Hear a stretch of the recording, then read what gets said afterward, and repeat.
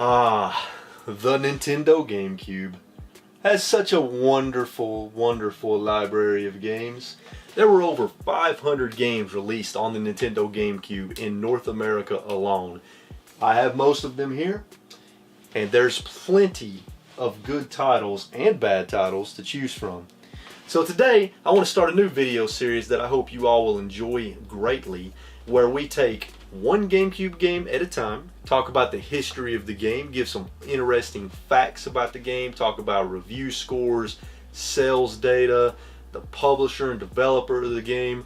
This is going to be a series that will chronicle the GameCube library, and I'm going to learn a lot from this series, and I hope you learn a lot from this as well. So in the first episode, we're going to take a look at Go-Go Hypergrind. Go-Go Hypergrind is a very strange and quirky cel-shaded skateboarding game that was developed and published by Atlus. It's basically a cartoony version of Tony Hawk Pro Skater. So, are you ready to learn about Go-Go Hypergrind? If you are, be sure and hit that subscribe button so you don't miss future episodes in my GameCube series. And let's talk about Go-Go Hypergrind on the Nintendo GameCube.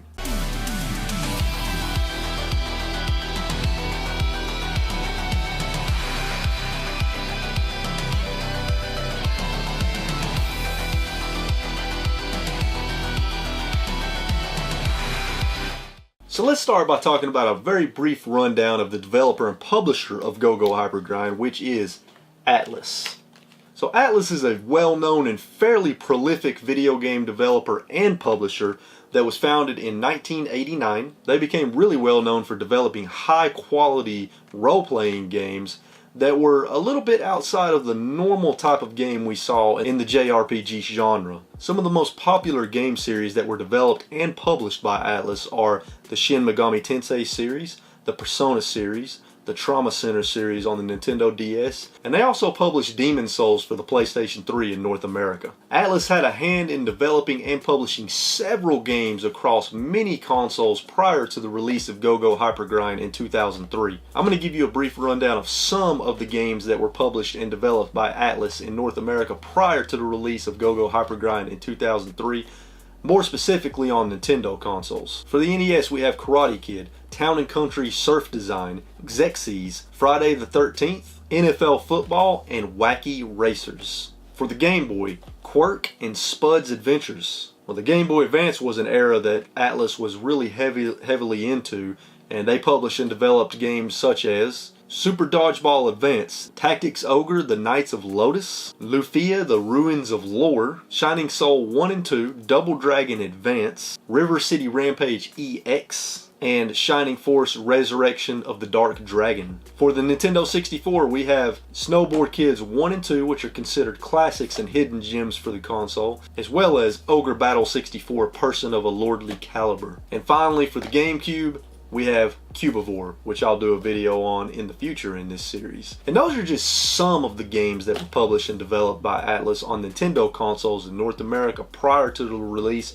of Go-Go Hypergrind in 2003. There are many more that I did not name off in this list, and if you want to research those on your own, I'll have all the sources to everything I'm talking about today in the description down below, and you can find some of those other titles in some of those sources as well. As you can see, Atlus really dipped their toes into a multitude of different genres before finally trying out the skateboarding genre with Go-Go Hypergrind. During this console generation, the skateboarding genre was wildly popular, and this was really the first and only time that Atlus dipped their toes into this genre in an era when we had, games such as the Tony Hawk franchise and many others that were pretty popular at that time. They did add their own unique twist to the skateboarding genre in this game. There's some pretty unique gameplay mechanics, but it just wasn't enough.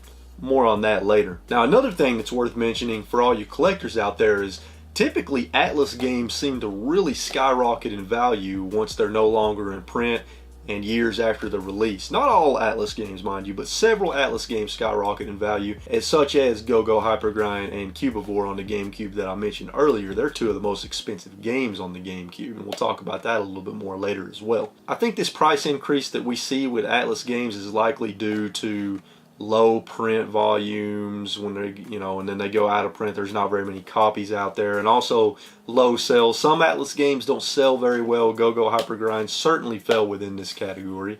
and so did Cubivore. So typically when that happens, when you have low print combined with bad sales, usually you're going to have a game that's worth some money years down the road because there's not very many copies of that game out in the wild. So a lot of people that collect for the GameCube or like the GameCube don't even know that Go-Go Hypergrind exists, and there's a reason for that. Go-Go Hypergrind was a Nintendo GameCube exclusive released in North America on November 18th, 2003. Go-Go Hypergrind had a suggested MSRP at the time of $49.99. Now, as I stated before, it has cel-shaded graphics, and an interesting thing about this game is that Atlus actually collaborated with the animation studio behind the Ren and Stimpy series, and the name of that studio is Spumco, and you can really see that influence behind that studio in the graphics and the cel-shaded graphics for Go-Go Hypergrind. A lot of the character models, the environments, the art style in general is really reminiscent of the Ren and Stimpy series, which I think is really cool and unique. Especially if you're a fan of the Ren and Stimpy series, which was a pretty disgusting show. This game has some risque stuff in it too, let me just say that. I don't know about his bouncy balls though. Has a rated T for teen rating for crude humor, suggestive themes, and violence. But it's not that bad, you know, I mean, kids could play this game and it's not gonna like emotionally or psychologically scar them or anything like that. So it's not near as bad as the Ren and Stimpy series, I can tell you that. Now, unfortunately, Go-Go Hypergrind actually released a very mediocre reviews. It currently has a Metacritic overall critic score of 67 out of 100, which is kind of in the average to mediocre range in terms of the Metacritic scale. Here are some of the critic scores that are on Metacritic.com. We have GameSpot gave the game a 79 out of 100. Game Informer gave the game a 78 out of 100. Nintendo Power a 74. Play Magazine a 67. IGN a 51. And Electronic Gaming Monthly a 48. So you got GameSpot on the high end of the score with a 79, which is actually a pretty decent score. And then IGN and Electronic Gaming Monthly kind of gave it a more of a lower end, which I don't necessarily agree with. If I had to put a score on this game, I would probably give it a 65 to a 70, but I wouldn't go as low as 51 or 48. Now, as far as the sales go for Go-Go Hypergrind, I had a hard time finding data for that, but I did on VGSales.com find an approximation of the sales, and in North America it only sold 20,000 copies, which is absolutely abysmal, and that also explains why a lot of people don't know about this game and why it's such a rare and expensive GameCube title today. While I'm not 100% sure why the game sold so bad, if I had to guess, I would say it's due to a combination of many factors such as poor marketing and mediocre reviews. Now, I do have another theory as to why Go-Go Hypergrind did not sell very well. So my theory for the main reason why Go-Go Hypergrind sold poorly is due to the fact that Tony Hawk Underground came out right before Go-Go Hypergrind, and then you had Tony Hawk Pro Skater 4, which came out in 2002, the year before Go-Go Hypergrind came out. So GameCube owners had plenty of skateboarding games to choose from when Go-Go Hypergrind was released, and, you know, let's be honest with each other, if you're a teenager during that era, or a young adult or whatever, and you walk into a store and you see this sitting on the shelf, and you see Tony Hawk Pro Skater sitting on the shelf, which is an established brand with a well-known figure in the skateboarding industry, also a game series that everybody knows is quality and top-notch, you're probably going to choose Tony Hawk Pro Skater over Go-Go Hypergrind. And I suspect that's probably one of the main reasons why the game sold so poorly, combined with poor marketing, as I said earlier, and mediocre reviews.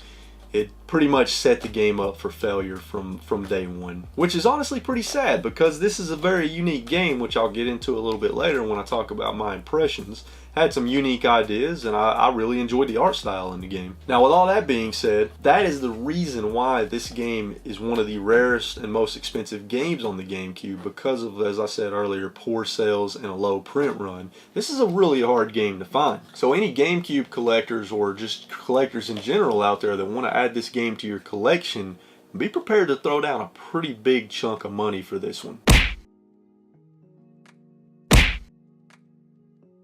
Now, I was personally lucky, and I found this game in a game store for $4.99, and I left the sticker on to show that. Now, unfortunately, it didn't have the manual, but you know what? Finding this game in the original case, original label with the disc for $4.99, and it's in pretty good condition, that's amazing. It's one of the best finds that I've ever found at a retail game store specifically. Now, to get a complete copy of Go-Go Hypergrind, whether you're going online or at a retail game store where it's not priced at $4.99, you're probably looking at somewhere between $80 and $150 depending on the condition of the game, and I suspect that that price is going to continue to go up. So if you want a copy of this game in your collection, I highly suggest that you purchase it sooner rather than later, or you're going to be paying more money to add it to your collection, especially if you're going for a complete GameCube collection like I am. But like I said, once more copies get into the hands of collectors, you can expect that price to begin to increase. So that's the history of the game, facts and information about reviews and price and sales and all that good stuff, and the developer and publisher Atlus. So now let's get into the final section of the video where I talk about my impressions of the game from what I've played of it and what I think about it, and we'll talk about the gameplay a little bit, and then we'll end the video with an overall summary. So let's talk about Go-Go Hypergrind and what I think about the actual game. Go-Go Hypergrind is a skateboarding game. In Go-Go Hypergrind, you play a series of cartoon characters. There are 12 in total to play as, and you're taking part in an audition for a movie, for an epic, crazy fantasy action movie called Hypergrind. So throughout the course of the game, you're skating through 8 different movie sets, which represent the different stages in the game, in order to win the audition and star in the movie. That's pretty much the gist that I got from the game. So you've got 8 varied, stages to skate on. You've got the Toon City, there's a Western stage, there's a Hong Kong style stage, there's a factory. You've got there's a pretty decent variety in stages. There's a Fantasyland stage. So you've got a pretty decent variety. Each stage has its own unique quirks. There's a jungle stage. Like in the Hong Kong stage, you can summon a UFO to come down and it can kidnap you and all this other stuff. So there's a pretty decent variety in the game in terms of stages and characters. You also have boards you can unlock. You can unlock different board designs, wheels, different moves for the different characters. So there's a lot to unlock throughout the course of the game. There's several different game modes. You got free play, you've got story mode, you've got versus mode. Within free play, you can simply pick a stage and just skate around as much as you want and do tricks, play around with the different characters, the different boards, the different stages. Versus mode, of course, is you and another player going head to head in the game. And then in the story mode, I didn't play a whole lot of the story mode, but it's pretty interesting how it works. You're doing a different rehearsals, right, and different rank matches within the rehearsals for the auditions.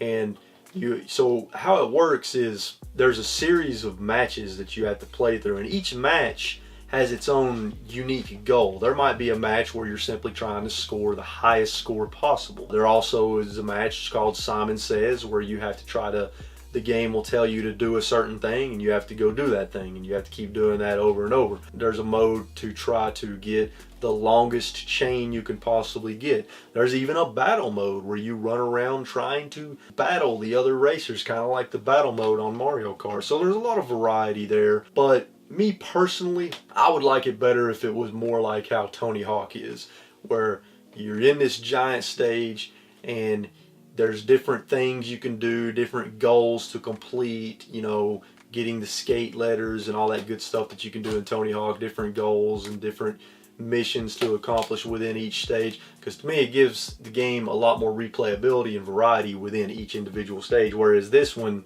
this game in the story mode, each match you play is a certain time limit and you're trying to do one specific thing per match against the computer AI opponents. One thing that this game does that's really unique is, it's got all the usual skating controls like you see in Tony Hawk, but a little more simplistic than a Tony Hawk game. You can grind, you can do tricks on the edge of a half pipe where you balance on the edge. I don't know my skating terms very well, so y'all will have to excuse me. When you're in the air on a half pipe, you press the B button and point the stick in different directions to do different tricks, and you can spin while you're in the air and accumulate more points. So it's got all the usual stuff that you find in a skating game, but this game has one unique feature that lets it stand out from the crowd a little bit, and it's probably my favorite feature in the game outside of the cel-shaded graphics that are from the animation studio behind Ren and Stimpy. So this game has a feature called negative reactions. So because it's a cartoon, right?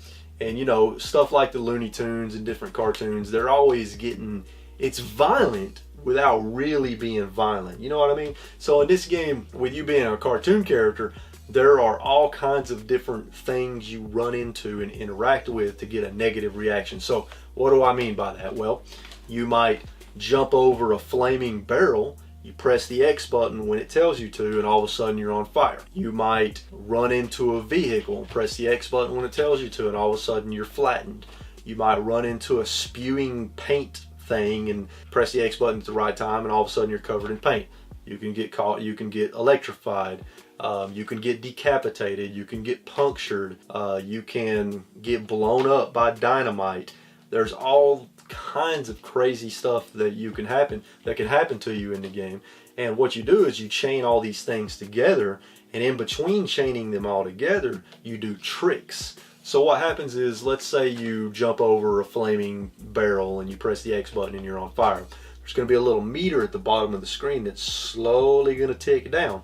You can refresh that meter by running into another obstacle, like getting flattened or getting punctured, and that will refresh that meter every time you do that. And as long as you don't wreck, you can chain those together and do tricks in between to multiply your score higher and higher and higher. There was one point on free ride mode where I got like 300 and something thousand points just from chaining all these different things together. That's pretty cool. It adds a little bit of quirkiness to the game to really fit the art style and the story and the, you know, the whole cartoon characters auditioning for a fantasy action movie. So it all works pretty well together, and it makes sense. And it makes for some fun, but it's a gimmick that's, it sort of starts to grow old after a while. This is not a game that I could personally see myself spending a lot of time playing. It's fun to bust out and, you know, play it a little bit just to see all the weird combinations that happen to your character, because your character gets really deformed the more you run into these obstacles and do these negative reactions. So it's kind of funny to see that in action. But it's a novelty that just wears thin pretty quickly. I would have liked it better, like I said, if it was more like the Tony Hawk games with that incorporated, the negative reactions incorporated with being able to do different objectives and different things within each stage. I would have liked that a lot better. For what it is, the game is unique. It has some original ideas that I've never seen in a skating game before, and it's a shame that this game didn't do better than it did. Now, if you don't want to play through the story mode and have to bother with unlocking everything, there are cheat codes you can look up in the game, and you enter them in the options menu, and you can literally unlock everything. That's how I tried all the different stages. I just put in the code to unlock all stages and tried them all out.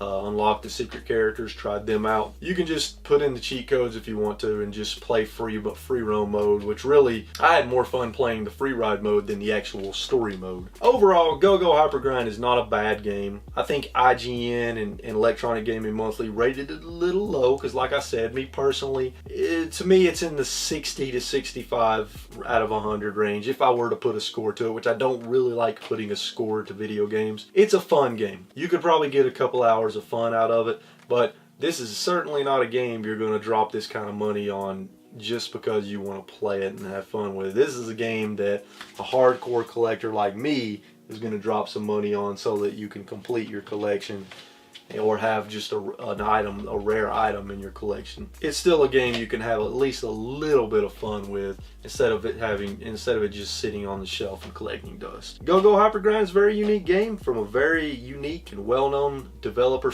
/ publisher, that being Atlus. I'm proud to have it in my collection, and I'm very happy that I got this game for $5. Thank you so much for watching the very first episode in my GameCube series. I haven't decided on a title for this series. I'm kind of leaning towards GameCube Gallery, but I haven't fully decided yet. Leave me a comment down below if you have a title recommendation for me for this series. Also, let me know in the comments down below if you've played Go-Go Hypergrind or if you have it in your collection. If you have played Go-Go Hypergrind, let me know what you think about it. If you have it in your collection, let me know how you came by it. Let me know how it entered your collection, because there are not very many of these out there. Pretty rare game. Also, let me know in the comments down below what you thought about the new GameCube series, and let me know what game you would like to see in the next episode, because I haven't decided yet. I'm going to do one of these a month for now, because I have to do a lot of research. I put a lot of time into these, compiling all the information, playing the game, recording the footage.